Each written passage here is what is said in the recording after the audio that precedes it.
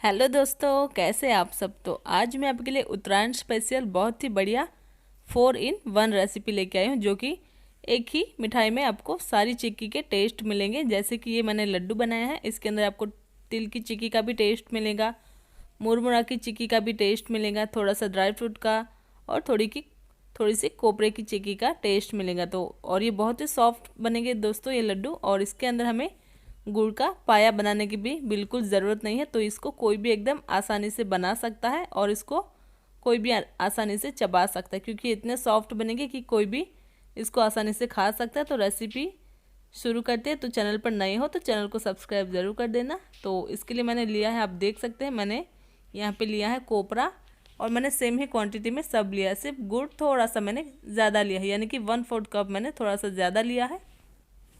तो यहाँ पे आप देख सकते हैं, सबसे पहले मैंने कोकोनट का डेजिकेटेड कोकोनट लिया है, और सेम क्वांटिटी में मुरमुरा, पीनट, और हमने लिया है तिल।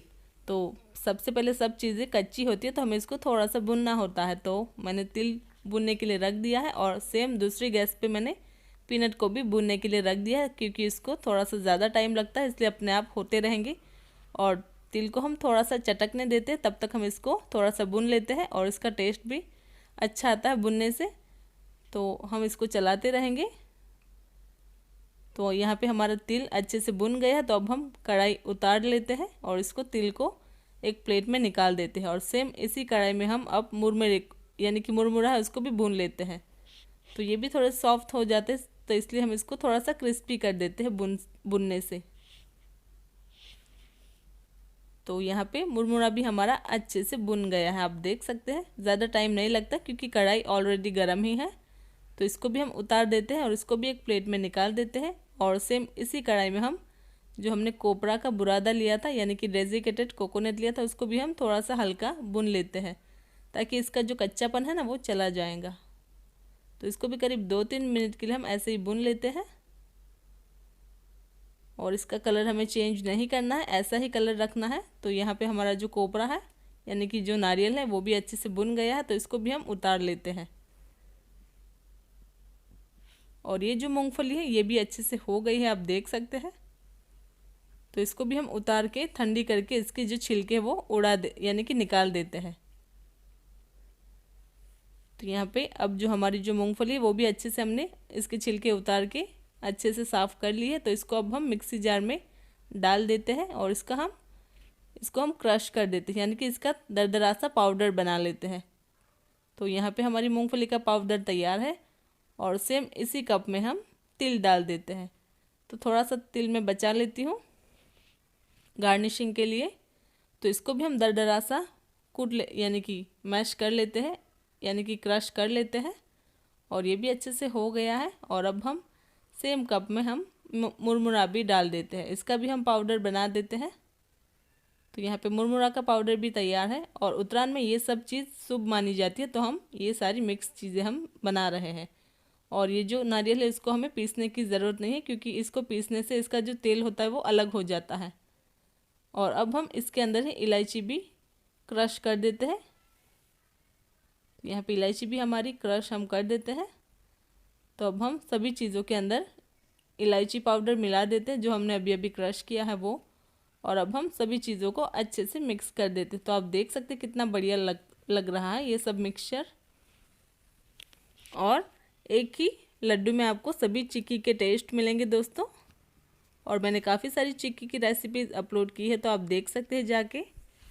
तो अब हम एक कढ़ाई में जो हमने गुड़ निकाला था ना वो हम अब डाल देते हैं। तो गुड़ तो मैंने थोड़ा सा ज़्यादा ही लिया था, 1/4 कप।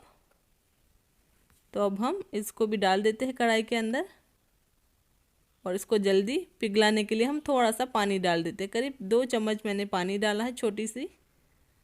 पानी डालने से जल्दी गुड़ घुल जाता है, तो ये काला नहीं पड़ता है।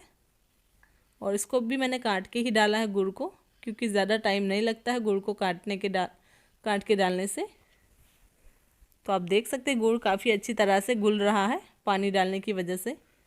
और दोस्तों हमें गुड़ का पाया नहीं बनाना है, जैसे कि हम चिक्की के लिए बनाते वैसा हमें पाया नहीं चाहिए, नहीं तो फिर लड्डू एकदम पत्थर की तरह हार्ड बन जाएंगे। हमें लड्डू को सॉफ्ट रखना है। तो इसके अंदर कोई भी हमें पाया नहीं बनाना है, या फिर तार वाली चाशनी नहीं बनानी है।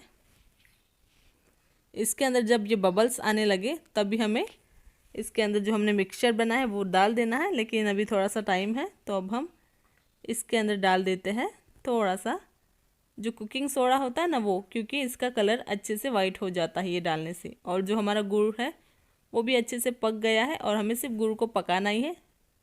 जैसे कि मैंने पहले बोला इसका पाया हमें नहीं बनाना है। तो अभी मैं गैस की फ्लेम मैंने अभी बंद कर दी है दोस्तों।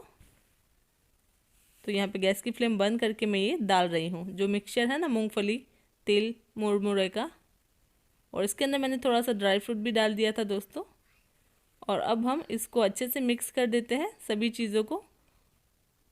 और ये सभी चीज़ें मिक्स होने के बाद हमें गैस की फ्लेम चालू कर देनी है। तो मैंने यहाँ पे गैस की फ्लेम फिर से चालू कर दी है। तो यहाँ पे आप देख सकते हैं ये जो मिक्सचर है वो अच्छे से मिक्स हो गया है। ज़्यादा हमें इसको गैस चालू करके नहीं पकाना है, नहीं तो फिर गुड़ फिर से हार्ड हो जाएगा।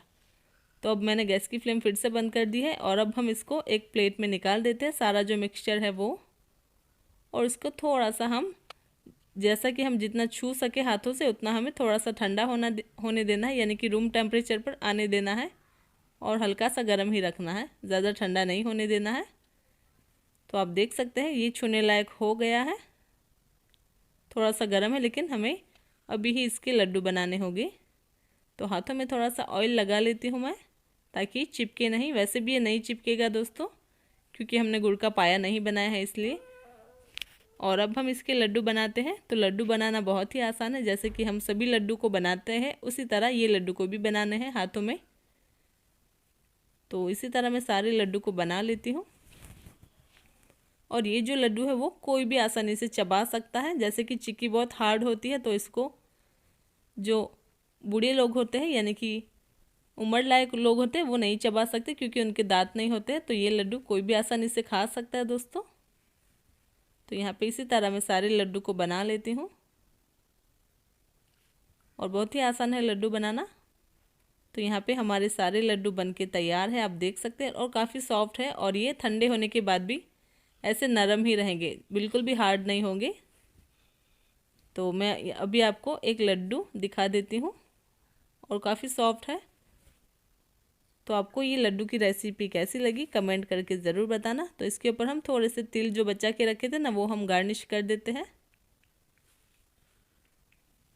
वैसे आप इसके ऊपर ड्राई फ्रूट की कतरन भी डाल सकते हैं दोस्तों। तो यहाँ पे जो हमारे लड्डू है बन के तैयार हो गए हैं। तो अभी मैं आपको एक लड्डू तोड़ के दिखाती हूँ कि कितना सॉफ्ट बना है। तो आप खुद ही अंदाज़ा लगा सकते हैं कि ये लड्डू जो हमारे एकदम सॉफ्ट ही बने हैं और सॉफ्ट ही रहेंगे।